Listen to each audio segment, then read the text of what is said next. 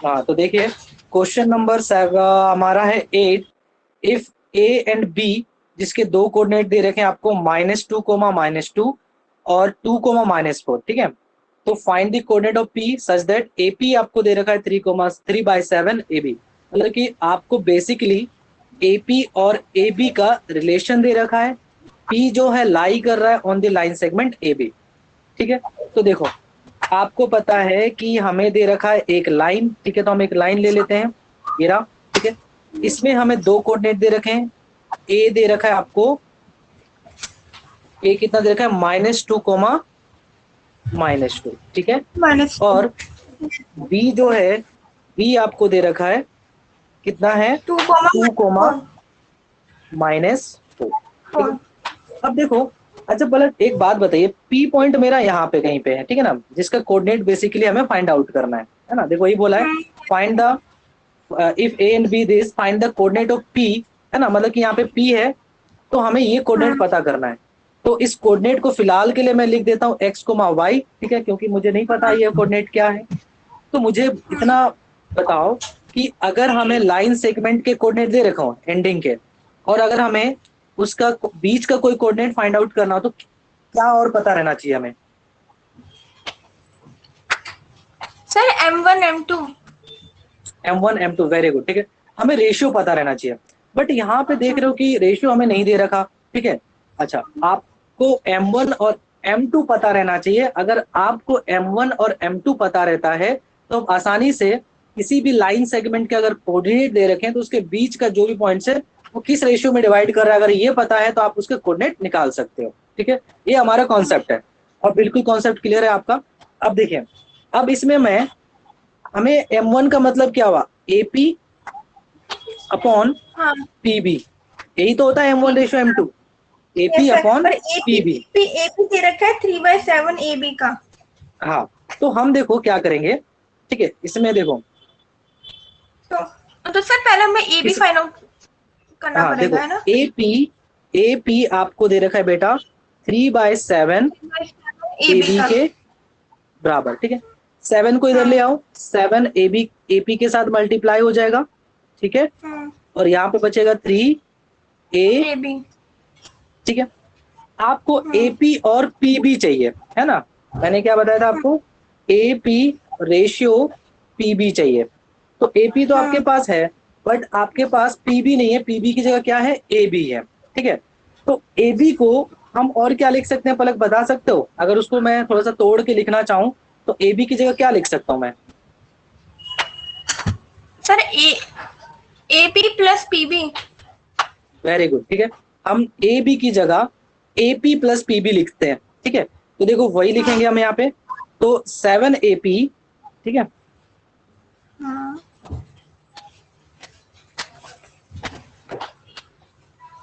7AP is equal to 3, और यहाँ पे AB की जगह हम क्या लिख देंगे, AP प्लस PB, ठीक है। तो 7AP इज इक्वल टू, इसको मल्टीप्लाई कर दोगे तो 3AP प्लस 3PB हो जाएगा, ठीक है। अब AP वालों को एक साइड ले आओ, 7AP minus 3AP is equal to 3PB, ठीक है। अब ये कितना हो जाएगा बेटा, 4AP is equal to 3PB। अच्छा, आपको जो रेशियो चाहिए था बेटा AP अपॉन PB चाहिए थे, ध्यान से देखोगे तो हम PB को इधर ले आते हैं, 4 को उधर ले जाते हैं, तो AP PB इसके नीचे आ जाएगा, मल्टीप्लाई हो रहा है, और ये आ जाएगा 3/4, ठीक है। कितना आ जाएगा, 3/4, ठीक है। तो AP रेशियो PB कितना आ गया, 3/4 आ गया, ठीक है। 3/4 आ गया। तो अब आपका सारा काम मैंने कर दिया। आपको ये x1 y1 पता है, x2 y2 भी पता है, ठीक है। आपको करना क्या है, अब सिंपल फॉर्मूला लगाना है और x और y का कोऑर्डिनेट निकालना है। अब फॉर्मूला क्या होता है वो भी मैं बता देता हूँ, x is equal to x1 m2 plus x2 m1, ठीक है, अपॉन m1 प्लस m2 लगाओगे, ठीक है। तो ये x कोऑर्डिनेट आपको फाइंड आउट करना है। तो x is equal to x1 आपको पता है ये रहा, m2 कितना ले लोगे 4, m2 कितना लोगे 4, ठीक है, क्योंकि ये क्या है m1 है और ये m2 है, ठीक है, क्लियर है। बाकी तो यहाँ से कर लोगे ना बेटा, यस सर। यहाँ से आपका x इस तरीके से निकल जाएगा, y भी इसी तरीके से निकल जाएगा, ठीक है, यहाँ से आगे आपको पता है, ठीक है। देखो बेटा क्या है, क्वेश्चन नंबर सेकंड है 7.2 एक्सरसाइज का, find the coordinate of the points, find the coordinate of the points, ठीक है, of trisection of the line segment 4 comma line segment joining 4 comma -1 and -2 comma 3। मतलब कि एक लाइन है, ठीक है, एक लाइन है जिसको दो पॉइंट ज्वाइन कर रहे हैं, एक दे रखा है 4 कोमा -1 और एक दे रखा है -2 कोमा 3, ठीक है, माइनस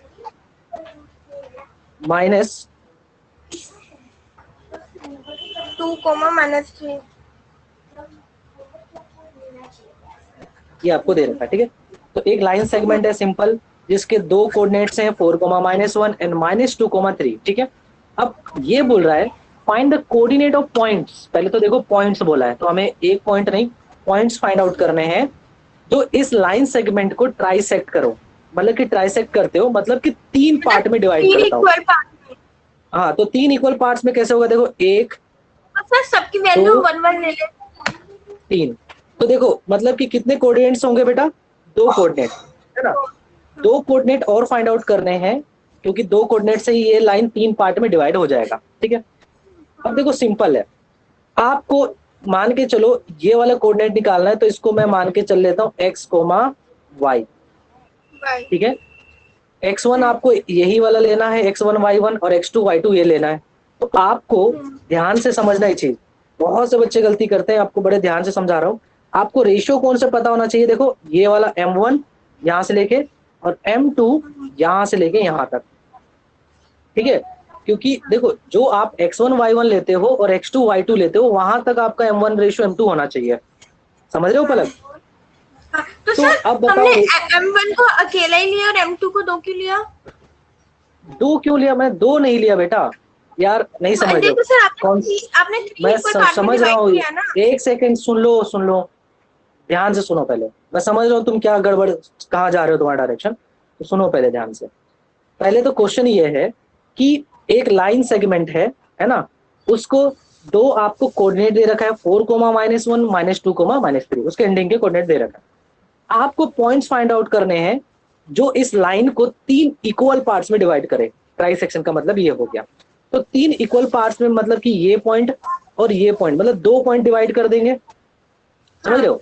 मान लेते हैं ये 2 पॉइंट्स यहाँ से इक्वल, ये मैंने सिर्फ इसलिए बना रखा है ताकि ये समझो कि यहाँ से लेके सेम है, यहाँ से लेके यहाँ तक इक्वल है और यहाँ से लेके यहाँ तक इक्वल है, ठीक है।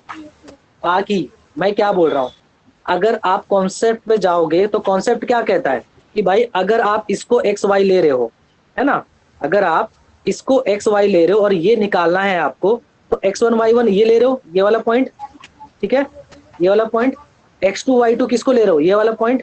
तो रेशियो तो बेटा यही पता होना चाहिए, यहाँ से लेके और यहाँ तक, या यहाँ तक लूंगा, बताओ अब अब समझ में आया, बीच का तो हमारा काम का नहीं है, वो तो सिर्फ हमें निकालना है। पर अभी जो मैं कॉन्सेप्ट की बात कर रहा हूँ कि अगर 2 एंडिंग के पॉइंट्स हमें पता हो, उसके बीच का कोई भी एक्स वाई निकालना हो, तो रेशियो तो कहाँ से कहाँ तक पता होना चाहिए, जो पॉइंट्स जहां तक है वहां तक का रेशियो पता होना चाहिए ना, ठीक है। अब देखो अब रेशियो कितना होगा मैं बता देता हूँ। अब एक बात बताइए, जैसे कि आपको पता है कि तीनों ही बराबर हैं, तो एक एग्जांपल के तौर पे समझा रहा हूँ, समझ जाओगे। मान के चलो ये 5 सेंटीमीटर यहाँ से लेके यहाँ तक, ये भी 5 है और ये भी 5 है, ठीक है। तो ध्यान से देखोगे रेशियो कितना आ जाएगा हर बार, m1 कितना है 5, ठीक है, एग्जाम्पल के तौर पे बता रहा हूँ, 5 है नहीं एक्चुअल में, कुछ भी हो सकता है। और m2 कितना हो जाएगा 10, 1 आ गया 1, m2 कितना है 10, m2 10 होगा ना बेटा, तो 1/2 आएगा, कितना आएगा 1/2 आएगा। अब कुछ और भी वैल्यू ले लो, इसकी जगह आप मान के चलो 6 भी ले लोगे, 6 क्योंकि तीनों इक्वल है ना, तो आपको तो तीनों इक्वल लेना पड़ेगा। तो अगर 6 भी लोगे तो 6/12 आ जाएगा, तो रेशियो कितना आ जाएगा 1/2, मतलब कि हर बार जो है आपका रेशियो कितना आ जाएगा 1/2 आ जाएगा, ठीक है, समझ में आ गया? अच्छा तो अब थोड़ा सर, सा इससे सही हम सर इससे सही M1 की 1 वैल्यू, सबकी 1 1 वैल्यू ले लो, फिर अरे तब भी 1/2 हाँ, है। अरे बाबा, आपको तो एक पर्टिकुलर वैल्यू तो दे भी नहीं रखी है कि आप 1 1 भी हाँ नहीं ले सकते, 2 2 भी नहीं, हमें नहीं पता ना कि कितना लंबा है, हमें बस ये पता है कि भाई ट्राइसेक्ट कर रहा है।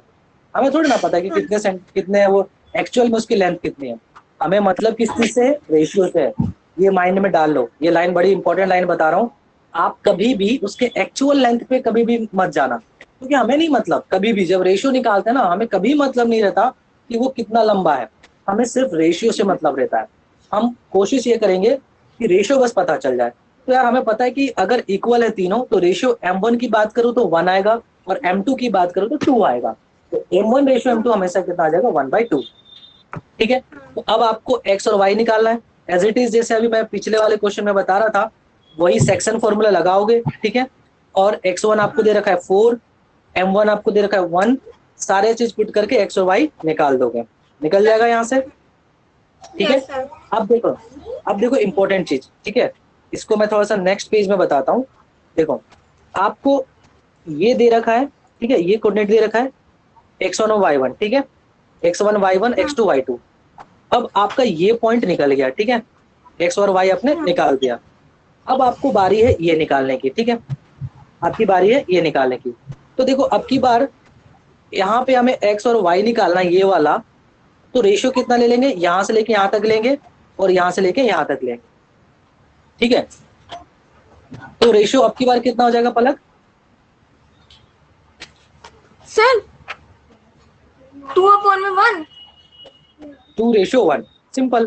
टू हाँ रेशियो वन लेकिन ध्यान से देखो, मैं जो कहना चाहता हूँ उसको समझना। अगर आप इसको x1 y1 लेते हो, इसको x2 y2 लेते हो, तो जाहिर सी बात है रेशियो हमें यहाँ से ऐसे लेना पड़ेगा। लेकिन हमारा ये हाँ पॉइंट भी तो निकल चुका है, हमारा ये वाला पॉइंट भी तो निकल चुका है। ठीक है, हाँ समझ रहे हो? तो अगर मैं इसको ना लूं, इसको मैं ना लूं, थोड़ा सा इरेज कर देता हूँ इसको। लेट सपोज मैं इसको ना लूं, ठीक है, सिर्फ यहां से यहां तक लूं, क्योंकि मुझे तो मतलब क्या है, ये कोऑर्डिनेट निकालने से मतलब है। ठीक है, तो ये आपको पता ही है, x2 y2 दे ही रखा है। अच्छा, ये आपने पिछले वाले सॉल्व करके एक्स वाई ये वाला निकाल चुके होंगे। तो अब क्या कर सकते हो? अब इस केस में क्या हो जाएगा पलक? ये आपका मिड पॉइंट हो जाएगा। अगर इसको x1 लेते हो, इसको y1 लेते हो, इसको x2 लेते हो, और इसको y2 लेते हो, इस केस में ये क्या हो जाएगा? मिड पॉइंट हो जाएगा। पॉइंट हो जाएगा। तो आपका फॉर्मूला और छोटा हो जाएगा, x is equal to x1 plus x2 divide by 2 करके ये वाला x निकल जाएगा। समझ रहे हो? लेकिन क्या कंडीशन है इसमें कि x1 y1 आपको ये लेना पड़ेगा, ना कि इधर वाला जो था इसको।